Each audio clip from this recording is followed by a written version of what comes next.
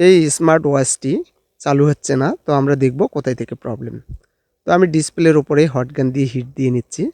তো মিষ্টি মিষ্টি হিট হয়ে গেলে কোনো কিছু ভিজিটিং কার্ড বা এই ধরনের কোনো কিছু দিয়ে আমাকে আস্তে করে এভাবে মানে রিমুভ করে নিতে হবে ডিসপ্লেটাকে। এই যে দেখুন আস্তে আস্তে চাপ দিতে হবে, বেশি জোরে দেওয়া যাবে না, নইলে ভেঙে যাবে। তারপরে ডিসপ্লেটাকে একদম আলাদা করে নিতে হবে। তো আমি রিবনটাকে খুলে নেব, খুলে ডিসপ্লেটাকে আলাদা করতেছি। এই যে দেখুন আমি ডিসপ্লেটাকে আলাদা করে নিলাম। তো তারপরে এখানে আমি দেখতেছি যে ব্যাটারিটা আছে, এই ব্যাটারিটা ফুলে গেছে। এই জন্যেই চালু হচ্ছে না, কারণ চার্জ থাকে না এটার মধ্যে। ছোট ব্যাটারি একেবারেই ফুলে গেছে। এই যে দেখুন।